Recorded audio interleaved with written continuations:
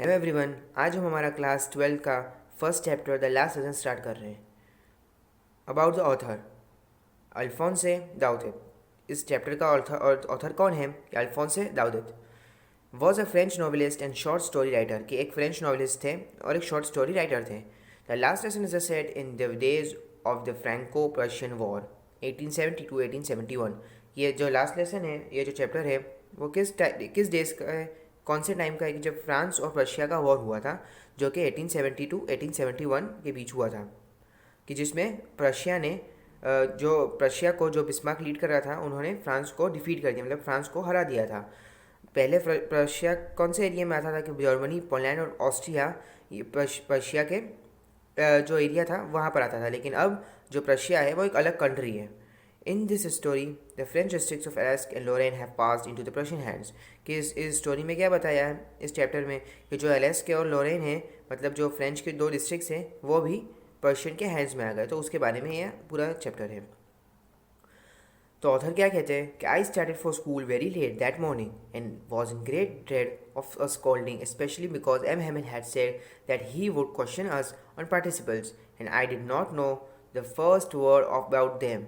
कि जो ऑथर थे वो स्कूल के लिए एक दिन बहुत लेट हो गए थे, और फिर वो डर रहे थे, घबरा रहे थे कि आज तो पक्का हमारे जो टीचर हैं एम हेमल, वो हमें डांटेंगे।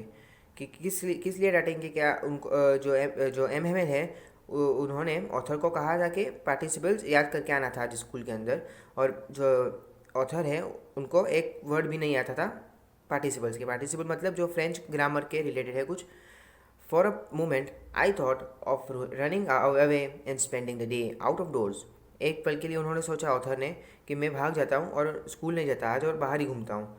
It was so warm, so bright, the birds were chirping at the edge of the woods and in the open field back of the sawmill the Persian soldiers were drilling।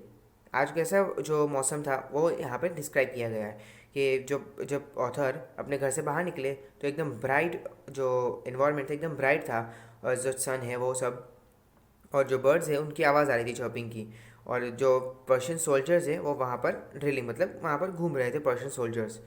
It was all much more tempting than the rule of participles but I had the strength to resist and hurried off the school. लेकिन वो यही सोच रहे थे कि मैं यहाँ पर इस ऐसा जो जो ये मौसम है, ये बहुत ही, क्योंकि बहुत ही अच्छा मौसम था, तो उनको जो ऑथर है उनको लगा कि वो वहाँ पर ही रुक जाए, लेकिन स्कूल के लिए बहुत लेट हो रहा, तो फिर वो हरीड अप फॉर स्कूल, मतलब भागते हुए स्कूल गए। When I passed the town hall, there was a crowd in front of the bulletin board। कि जब वो जो ऑथर है वो एक टाउन हॉल के पास से गुजरे, तो उन्होंने देखा कि जो बुलेटिन बोर्ड है, मतलब जो ऐसा नोटिस बोर्ड टाइप, कि वहाँ पर बुलेट मतलब एकदम स्पीड से न्यूज़ आती है, और वो वहाँ पर इतनी बहुत बहुत सी भीड़, मतलब क्राउड था। तो ऑथर सोचते हैं कि पक्का यहाँ पर भी कोई बैड न्यूज़ होगी, क्योंकि पिछले 2 साल से यहाँ पर बैड ही न्यूज़ आ रही है। कौन सी न्यूज़ आती है यहाँ पर? कि the lost battles, the draft of the orders of the commanding officer.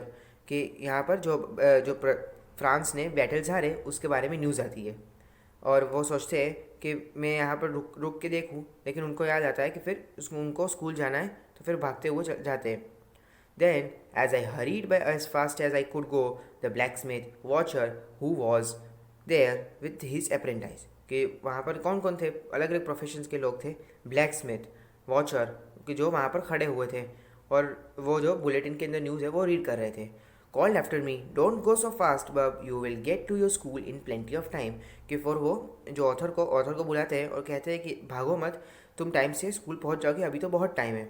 तो फिर वो जो ऑथर है वो सोचते हैं कि ये मजाक उड़ा रहे हैं मेरा, और फिर वो इग्नोर करके भागते हुए चले गए, और वो एम हेवल्स की स्कूल में पहुंच गए।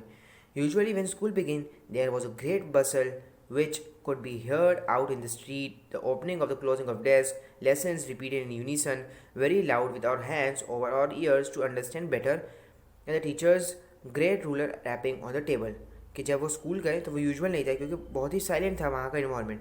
बट यूजुअली क्या होता है कि स्कूल जाते हैं तो बहुत ही आवाज़ आती है, और जो इतना आवाज़ आता है कि स्ट्रीट तक उसकी जो नॉइज़ है वो सुनाई देती है। कि opening of closing of desk मतलब डेस्क को खोलना और बंद बंद करने की आवाज़, और जो सभी बच्चे साथ में मिलकर लेसन को रिपीट करते हैं उसकी आवाज़, बहुत चिल्लाते हैं। और जो टीचर है, वो जो रूलर है, वो जब टेबल पर मारते हैं उसकी आवाज़, और बहुत ही नॉइज़ होता है स्कूल में जब वो एंटर होते हैं, लेकिन आज बिल्कुल ही डिफरेंट था.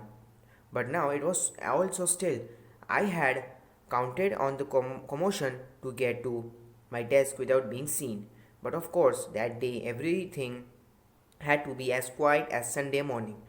वो ऑथर चाहते थे कि वो चुपचाप अपनी जगह पर बैठ जाए और उनको कोई भी ना देखे, लेकिन तब इतना साइलेंट था, उनको लगा कि अगर बहुत आवाज़ हुई होगी और बहुत नॉइज़ होगा तो फिर उनको कोई नोटिस नहीं करेगा. लेकिन तब कैसा साइलेंट था कि as Sunday morning, Sunday morning कोई की छुट्टी रहती है संडे मॉर्निंग को, तो इतना साइलेंट था तब उस समय कि बिल्कुल ऐसे संडे मॉर्निंग की तरह लग रहा था. तो फिर वो ऑथर डर रहे थे कि वो अंदर कैसे जाए क्लास के अंदर.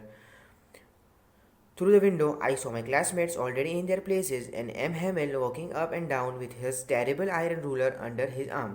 जो ऑथर है उन्होंने जो विंडो से क्लास के अंदर देखा कि उनके सभी क्लासमेट्स बैठे हुए हैं, और जो एम हेमेल है वो जो यहाँ से वहाँ चल रहे हैं क्लास के अंदर, और उनके जो आर्म है वहाँ पर एक आयरन रूलर है, मतलब एक स्केल टाइप है वहाँ उनके आर्म के अंदर.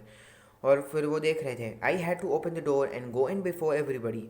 You can imagine how I blushed and how I frightened I was. कि वो कहते हैं कि कितना कितना डर उनको, जो ऑथर है यहाँ से पता चलता है कि उनको कितना डर लग रहा है कि सभी के सामने से वो जब क्लास के अंदर जाएंगे तो वो कितना घबरा रहे हैं. और फिर वो ये सब बात कर रहे हैं कि वो इमेजिन कर रहे हैं कि कैसा होगा जब मैं सबके सामने से क्लास के अंदर जाऊंगा. But nothing happened. M Hamel saw me and said very kindly, go to your place quickly little Franz, we were beginning without you. कि वो फिर वो जब परमिशन लेने गए क्लास के अंदर जाने के लिए एम हेमिल से, उनके टीचर से, तो बिल्कुल ही अपोजिट हुआ. एम हेमिल ने उनको कहा go to your place quickly, कि जल्दी से तुम्हारी प्लेस पे चले जाओ लिटिल फ्रांस. मतलब यहाँ पे पता चलता है कि ऑथर का नाम क्या है कि Franz. We were beginning without you, कि हम तुम्हारी वेट कर रहे थे, हम तुम्हारी वेट कर रहे थे और हम शुरू करने वाले थे जो आज का जो लेसन है वो. तो जल्दी आओ और बैठ जाओ अपनी जगह पर. आई jumped over the bench and sat down at my desk. Not till then, when I had got a little over my fright, did I see that our teacher had on his beautiful green coat, his frilled shirt, and the little black silk cap, all embroidered, that he never wore except on the inspection and prize days. कि वो क्या देखते हैं जब author class के अंदर आते हैं फ्रांस, कि वो देखते हैं कि जो एम हेमिल है उनके टीचर है वो बिल्कुल ही ग्रीन कोट पहन के आते हैं और एक फिल शर्ट पहन के आते हैं और एक सिल्क की कैप पहन के आते हैं, ऑल एम्ब्रॉयडर्ड होती है वो. और फिर देखते हैं कि वो इतने अच्छे कपड़े पहन के आते हैं. वो यूजुअली तो ऐसे कपड़े सिर्फ इंस्पेक्शन के लिए जब जाते हैं तब पहनते हैं, और या फिर कोई प्राइज़ डिस्ट्रीब्यूशन का कोई डे हो उस समय पहनते हैं. लेकिन आज क्यों पहन के आए ये ऐसे कपड़े, ऐसा सोच रहे हैं कौन, जो ऑथर है वो फ्रांस.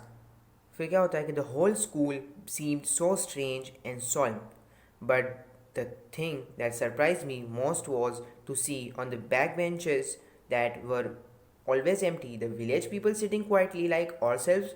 कि वो सबसे स्ट्रेंज उनके लिए क्या था कि जो बैक बेंच, मतलब जो पीछे की जो सीट थी वो यूजुअली खाली रहती थी, वहाँ पर कोई नहीं बैठता था, लेकिन आज वो पूरी भरी हुई है. और कौन थे वहाँ पर कि जो विलेज के लोग थे वो वहाँ पर सीटे हुए, मतलब विलेज के जो पीपल थे वो वहाँ पर चुपचाप बैठे हुए हैं. तो फिर वो उनके लिए बहुत ही स्ट्रेंज था कि आज ये क्यों आए हैं यहाँ पर स्कूल के अंदर. उनमें कौन कौन था कि old Hauser with his 3 cornered hat, the former mayor, the former post master, के जो फॉर्मर मेयर है वो थे, द फॉर्मर पोस्ट मास्टर वो यहाँ पर थे, एंड सेवरल अदर बिसाइड, और बहुत सारे लोग यहाँ पर जो पीछे विलेजर्स थे उनमें बैठे थे. Everybody looked sad and Hauser, mister Hauser had brought an old primer thumbed at the edges, and he held it open on his knees with his great spectacles lying across the pages. कि इसमें क्या कहते हैं कि जो mister Hauser है वो अपने साथ एक प्राइमर लेके आए थे जिसके एजेस थे, और वो अपने जो नीज के ऊपर, मतलब उनके जो घुटन है वहाँ पर जो हाउस प्राइमर था वो रखा हुआ था, और वो उसको अपने स्पेक्टिकल मतलब चश्मा पहन के देख रहे थे जो मिस्टर हाउसर है वो प्राइमर को. While I was wondering about it all, M Hamel mounted his chair, and in the same grave, the gentle tone which he had used to me said, my children, this is the last lesson I shall give you. The order has come from Berlin to teach only German in the schools of Alsace and Lorraine. फिर वो क्या देखते हैं कि जो M है वो अपनी चेयर से उठते हैं और फिर वो कहते हैं एकदम पोलाइट आवाज़ में कि माय चिल्ड्रंस आज हमारा ये जो फ्रेंच है, फ्रेंच लैंग्वेज का लास्ट लेसन है, क्योंकि जो बर्लिन है वहाँ से ऑर्डर आया है कि अब हर स्कूल के अंदर जो फ्रेंच नहीं सिखाई जाएगी, अब जर्मन सिखाई जाएगी in the schools of Alsace and Lorraine, कि ये दो स्टेट के दो डिस्ट्रिक्ट के अंदर अब फ्रेंच नहीं सिखाई जाएगी, अब सिर्फ जर्मन सिखाई जाएगी। तो ये हमारा जो है लास्ट लेसन है। The new master comes tomorrow, this is your last French lesson, I want you to be very attentive. कि कल जो जर्मन सिखाने वाले नई टीचर आ जाएंगे और ये हमारा लास्ट लेसन है फ्रेंच का, तो मैं चाहता हूँ कि आप सब अटेंटिवली मतलब ध्यान से सुने ये lesson. What a thunderclap these words were to me. Oh, the riches! That was what they had put up at the town hall. तो फिर ऑथर कहते हैं कि अच्छा ये लगा हुआ था जो बुलेटिन बोर्ड था वहाँ पर, और जब वो पढ़ के जब वो लोग जहाँ पर वो क्राउड था उनकी जो एक्सप्रेशंस थे वैसे ही मेरे हो गए थे। ये सुनकर एकदम शॉक में आ गए थे कि यहाँ अब फ्रेंच नहीं पढ़ाई जाएगी। तो ये बिल्कुल वो इमेजिन कर रहे कि जब वो बोर्ड के पास थे और वहाँ पर जो लोग थे वो कैसे रिएक्ट कर रहे थे, वैसा ही ऑथर फ्रांस रिएक्ट कर रहे थे। My last French lesson, why I hardly knew how to write, I should never learn any more, I must stop there, then oh how sorry I was for not learning my lessons. तो फिर वो जो author है वो कहते हैं कि अच्छा ये हमारा लास्ट लेसन है, और फिर वो ऐसा सोचते हैं, एक गिल्ट में आ जाते हैं कि मैंने तो कभी फ्रांस जो लैंग्वेज है फ्रेंच को उसको कभी सीखा ही नहीं, सीरियसली लिया ही नहीं और कभी उसको लर्न ही नहीं किया, न तो मुझे लिखना आता है न पढ़ना आता है फ्रांस की जो लैंग्वेज है।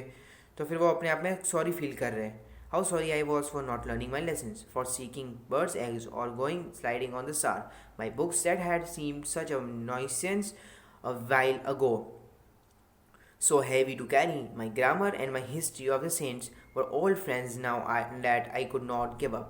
तो फिर वो क्या कहते हैं कि जब क्लास में लेसन पढ़ाया था तो मैं बाहर घूमने चला जाता था, और जो स्कूल की बुक्स है वो बहुत ही हैवी थी और मुझे वो पसंद नहीं थी बुक्स। लेकिन अब जब पता चला है कि फ्रेंच कल से नहीं पढ़ाएंगे, तब उनको जो फ्रेंच लैंग्वेज है और जो बुक्स है उनकी वो सब उनको अपनी ओल्ड फ्रेंड्स लगने लगी है।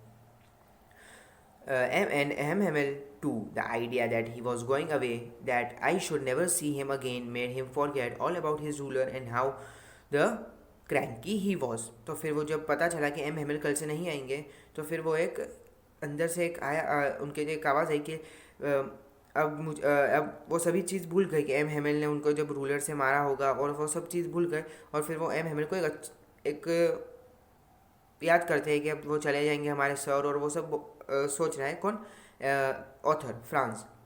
Poor man, it was in honour of his last lesson that he had put on has his fine Sunday clothes, and now I understood. अब फिर वो ऑथर कहते हैं कि अब मैं समझ गया कि अब आज क्यों जो हेमल है हमारे जो टीचर है वो न्यू क्लोथ्स पहन के आए हैं। Why the old man of the village was sitting there in the back of the room? It was because they were sorry too that they had not gone to school more.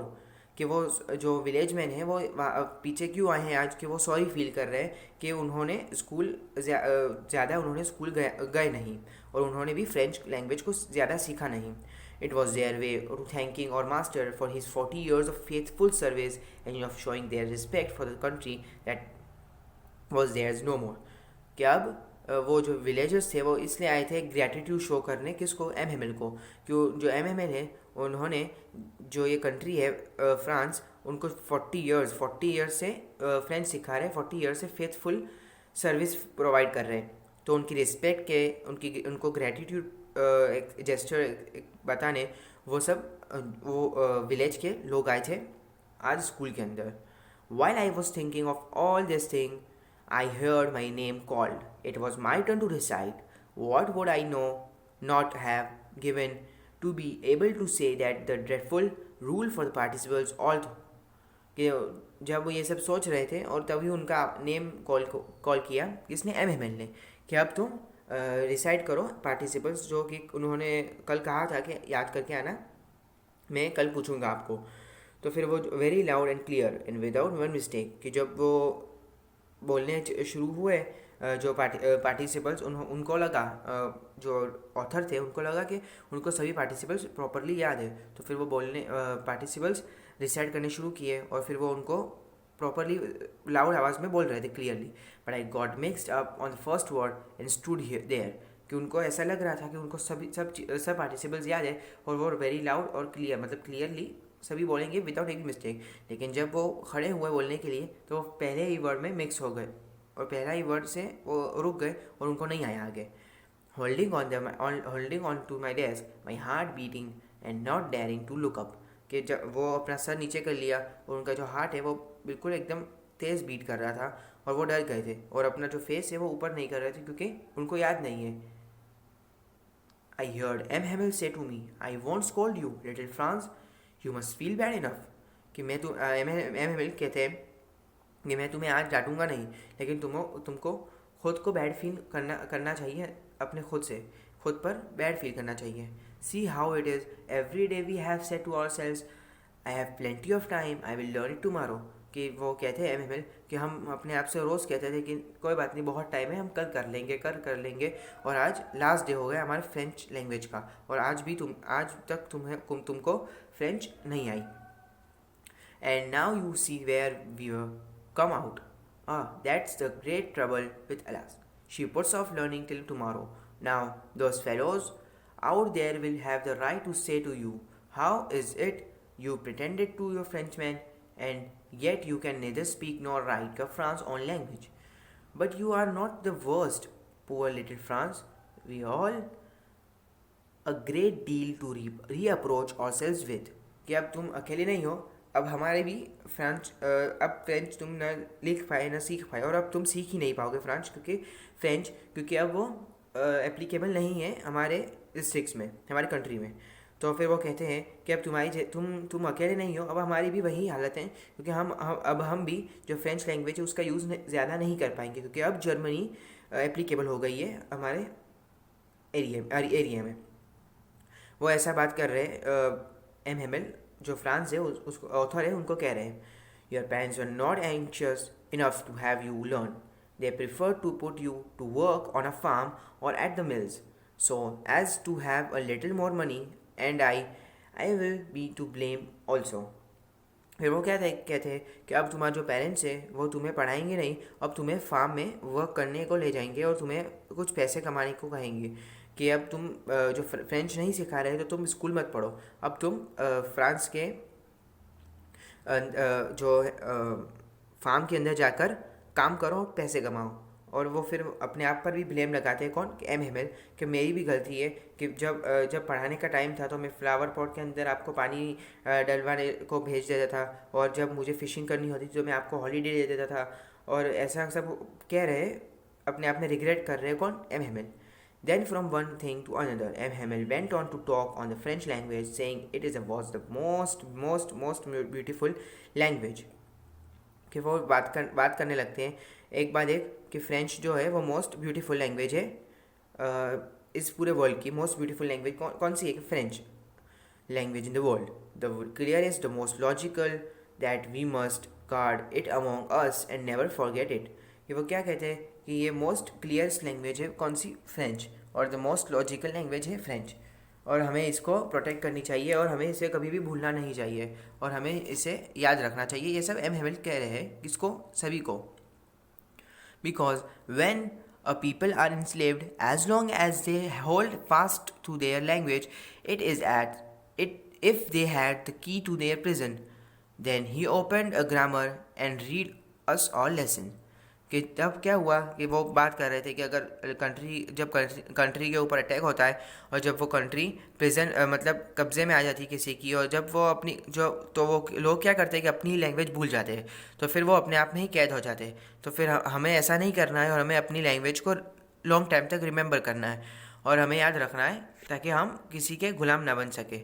Then open, तो फिर वो अपने जो chapter है last lesson वो शुरू करते हैं। I was amazed to see how well I understood it.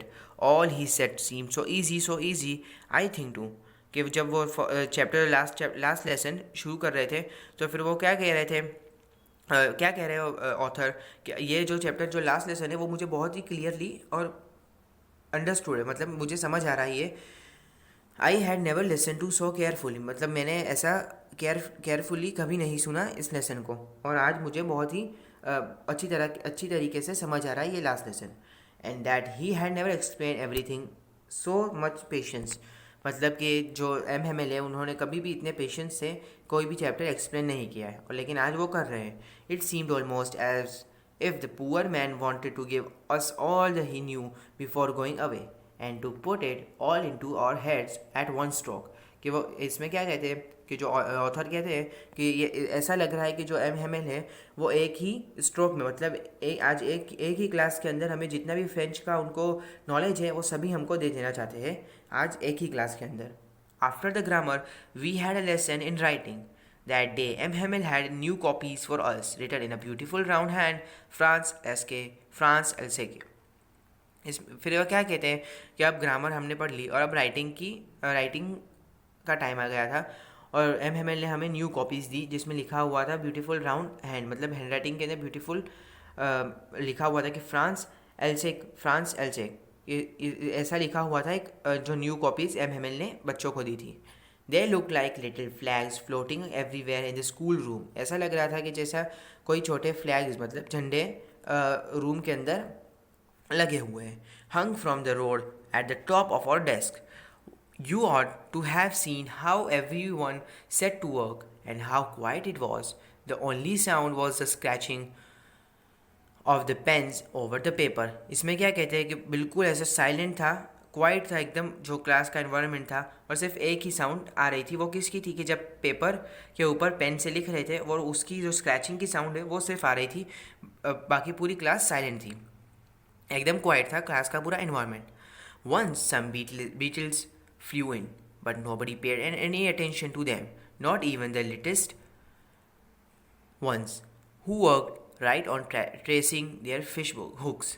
क्या कहते हैं कि जब बहुत सारे कीड़े मकोड़े और जो बर्ड्स है वो अंदर आए क्लास के अंदर, लेकिन किसी ने भी उनके ऊपर अटेंशन नहीं दिया, मतलब उनका डिस्ट्रैक्शन नहीं हुआ कोई किसी भी बच्चे का। यहाँ तक कि जो लिटिल वन मतलब जो छोटे बच्चे थे उन्होंने भी ध्यान नहीं दिया जो बर्ड्स आए और उन सब के ऊपर, और अपना जो काम था बिल्कुल फोकस के साथ करने लगे। As if that was French too on the roof of the pigeons cooed very low and I thought to myself well they make them sing in German even the pigeons.